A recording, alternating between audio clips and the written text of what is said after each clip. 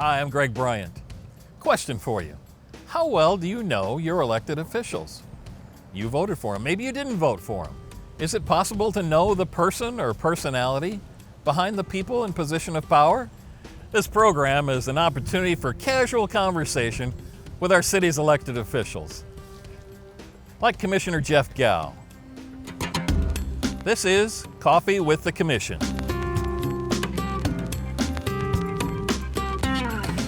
Thanks for joining us. Oh, my pleasure. My pleasure. Let's start off and just tell me briefly how you ended up living in the city of Dunedin.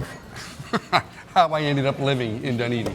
Actually, it was because of my parents. My father had just got hired on to teach civics at the local school. At that point, it was Dunedin Junior High. And they actually moved in October 31st, and I was born December 31st. So my mother was thrilled because at that time in her pregnancy, she didn't have to do any of the heavy lifting. But that's how I got here. So thank you, Mom and Dad. What was your motivation to serve the city? Motivation. You know, that's such an interesting thing because most people it has such a negative connotation that you've got a problem with the city or you're against any particular commissioner. And actually my motivation was when I mentioned my father taught civics. So I was kind of raised in that environment. Through some civic action on his own, he became Dunedin's first director of Parks and Recreation. And so just civics was giving back, getting involved, providing service. It was kind of in my DNA through my upbringing. A love of nature and green space actually came pretty common. And so it's kind of in my blood to give back. And what really made me decide to run, if that's your question, how did I come to this position? Dunedin has a wonderful identity. And we are the envy of every other town in the county, and I could argue the west side of Florida.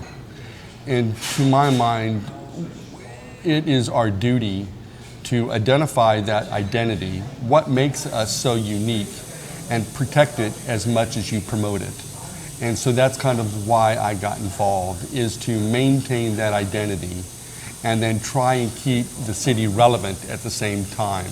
You don't want to be stagnant in time. We have to grow, we have to move forward, we have to stay relevant, give people reasons to move here, but we have to maintain the reasons that people do move here. And that's kind of what made me get involved. And then what's your main goal as commissioner? My main goal is not to screw it up. Do you think that's happened before? I mean, or do what? No. I'm just me personally. Almost like the doctor's creed is cause no harm, and that should be our creed as well. Is don't do harm to the city. My goal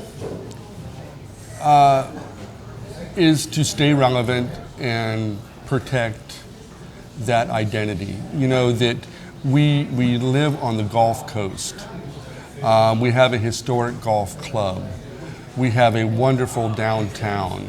We have so many attributes. Our historical museum is fabulous. We are known for our arts in the Fine Arts Center. We are known for so many things. And so the idea is to maintain that integrity, maintain what we have done and are doing so well, and then just add relevance to that to keep us current, to rebrand, but at the same time maintain that brand. You're the newest member on the commission. What surprised you the most so far? This is going to sound really bad. No, it's actually the isolation that I am a strong believer in the sunshine laws, but it's the understanding of also what that really means when you're trying to work within them. And I'm a big believer in collaboration and teamwork. I need to reach out, I need to talk to residents. I want to know everybody's point of view. And knowing that I can know everybody's point of view except the other commissioners and the mayor. And anytime any one of these commissioners walks on the dais and is about to vote on any issue, I have no clue how they feel going into any particular issue. And that kind of gives you that, It's of two swords. You know, it gives you that isolation, that island feeling, which is very uncomfortable. Yet at the same time, it really does give you the freedom to think your own thoughts and to be your own person and to represent the community as you feel they want you representing them. And so it's of two sides, but that was the most unique thing that I had to get used to in becoming a commissioner. Because you came in and kind of thinking you'd be a team member in a sense, and then... Well, that's the optic, or that's what you see at any commission meeting. It gives this team feel to it, and it works well, and it functions the way it should function. So this isn't a criticism at all, but it's just now being part of that it's a learning curve. What did you do for a living before you became commissioner, and are you still doing it? How does that mesh with working for the city? Well, my job now is commissioner, so that's what I do, full time. What I do, a large majority of my professional career has been in nonprofits or service-related industries. I was CEO of a credit union. I spent some time teaching. I mentioned before that my father taught at Dunedin Junior High. I actually taught at Dunedin Middle School, so the same school. So that was kind of unique and fun from a family fun fact point of view. I have worked for nonprofits. Right before I was elected, I was actually on the board of 2 local nonprofits and had to step down once I became elected. The most recent job professionally before I was elected, I worked for another municipality. But again, with that, once I got elected, I had to resign from that position. So this is retirement? If it is possible to kind of... I hope not. Yeah. It is. That is probably the most common question that I'm asked. Is, what are you doing for work now? Because I had to resign my other position, before I start to look for another job, I needed to find out whether or not I had the time for another job. One of the things I've also learned is that there's no training course, there's no shallow end, that I recognize that I am only in my position for just a brief moment in the town's history. And it's now, it's today. And so I fully understand that it's a constantly moving train. And when you're elected, you just jump on wherever that train is at that time. And so you jump right into budget, you jump right into, and it's like, okay, here we go. And so I thought that if I'm not working at this time in another capacity, then it's my job to learn my new job to the best of my ability to represent the citizens and residents of Dunedin.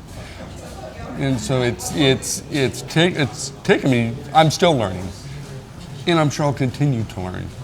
But what it did, it gave me that opportunity to learn my job and then at the same time figure out where the holes are in my calendar and then what that would allow.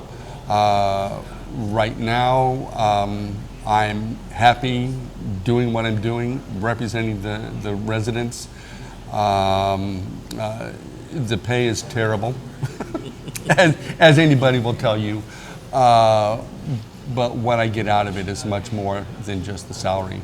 To know that long after I'm gone, I got to play some sort of pivotal role in that, being on that train of Dunedin where time just continues on, and know that I was, for that moment, I played a role, and that's exciting for me. We're here at Cafe Racer specifically because you are a bicycle enthusiast. Now, is that for health concerns or energy conservation or just for the love of getting outside? Yes. Well, I was born and raised here, as we've established. And that's one of the things you did early on is I grew up racing bikes, and it was road bikes. BMX was just coming in to what it is today. But there were times when I was 10 or 12, I'm a youngster at that point, riding my bike out around Lake Tarpon or heading down to St. Pete. and just making treks just all around the county, trying to stay in shape. And it's when apparently at that time you could tell traffic was a little different, right? And even bicycling in general wasn't real popular from that standpoint. Every kid growing up had their bicycle in their neighborhood, but there were few people that actually had bikes and went out and really rode for training purposes and things. And those were just really important times for me. It makes you healthier physically. I think it makes you healthier mentally. I think it is certainly much more social than other forms of transportation such as cars. And I really do think that there's a safety element to it. We've also, because of cars and probably air conditioning, we don't know our neighbors as well as we used to. But when you see golf carts in your neighborhood or bicycles in your neighborhood or people in your neighborhood walking, pedestrians, we get a chance to know our neighbors like we used to know our neighbors. And that creates a sense of safety. And so the idea of getting out of your car and getting in another form of transportation, there's just a whole variety of things that opens up from health and safety and the environment. You know, the idea that knowing that I rode my bike here and I try as much as I can, best I can, to ride my bike anywhere I can. You're now a city celebrity, or maybe more so than previously. Oh my God! Seriously. I mean, I know that your past has kind of made you shady. No. Made you no post office pictures. A well-known and well-respected person in the community, but now you're on the dais every other Thursday night as a commissioner. What's the most unique experience you've had now in your celebrity status? That's an interesting question, because certainly I don't think of myself, and I hopefully never will think of myself as a celebrity, and also how well known you are in the community. Oh my goodness, I raised 2 girls here. I was involved heavily in schools, whether as a teacher or a parent. I raised my girls through the soccer program and was president of Dunedin Sterling Soccer Club. Great organization, by the way, anything to do with youth. Been involved with 2 other nonprofits. But you're never as well known as you think you are. You know, there are so many residents out there that you have a hard time reaching and touching. So I recognize that I have friends in small pockets, but as a whole, yeah, I'm nowhere close to being a celebrity. And maybe that'll change, you know, because I'm still the new guy, right? There's 3 other commissioners and a mayor, and they're all female. I'm just one of the girls. I'm the new guy coming in. I really haven't had that. My most unique experience is being stopped at the grocery store. And because I truly believe that this is my job and it is 24/7, I've never felt interrupted when I've been interrupted. I'm willing and welcome to talk about anything at any time. And so I really don't have that unique experience. You know, I do that standing at the urinal. You know, I've never had that. You know, I've never, maybe at some point I will, I don't know. You know, but things are good so far. What do you see as the main concerns for the city of Dunedin over the next 5-10 years? Traffic is an issue. You know, that we are at such a pivotal point in Dunedin. And as the new person coming in, I don't know whether every commissioner all the time can always say that. I don't know whether there's calm periods of time in a city, but traffic is certainly a concern. Affordable housing is a concern. Maintaining our identity is really a concern. You know, that we Ready for 100 and sustainability is a true concern for Dunedin. We are moving on all those things, and it's going to take time to do that. Traffic. We are building a new garage with our city hall that goes to the question of parking, traffic. We are trying to slow traffic down. We mentioned Skinner Boulevard. We're also trying to work on alternate 19. So we're trying to push all that pass-through traffic out of Dunedin, so to keep local traffic local, slow it down. Incorporate other forms of transportation, the golf carts, the bikes, the pedestrians, whatever, just to slow it down and relax. Development. Everybody gets excited about development, and I can be labeled as anti-development. But I really believe in the community as a whole. And we are not a community if we're just suburbs.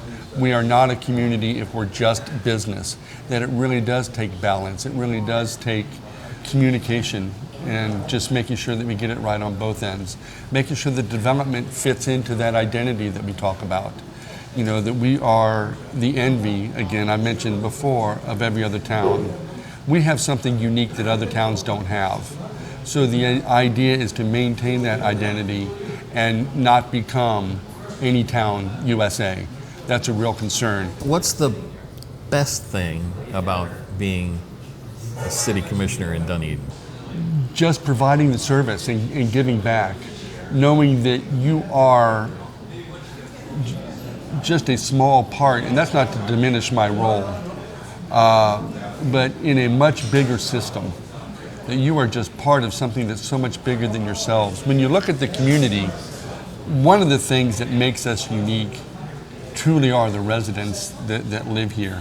We are all passionate about Dunedin. We are all engaged in Dunedin. We have more nonprofits in Dunedin. We have an organization just for other organizations. That's insane. There's no other groups that do that.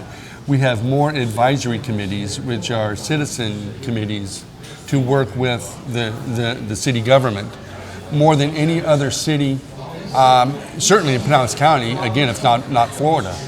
It's, I believe, 22. And so that we just have a community of people that want to step up, want to get involved. And so when you have so many people involved in your community, I'm just one more element. So I'm not a commissioner. I'm a resident that's got a vote. And that's really how I see my role. And so the more input I get from the other residents, the more confident I am that we're moving in the right direction. Thank you very much for the chat. Great. Continued success. Thank you. My coffee's cold, but thank you very much. Thanks for watching Coffee with the Commission. A special thank you to Cafe Racer, a unique bike retailer and coffee cafe located at 998 Douglas in Dunedin. This is a Dunedin Television production.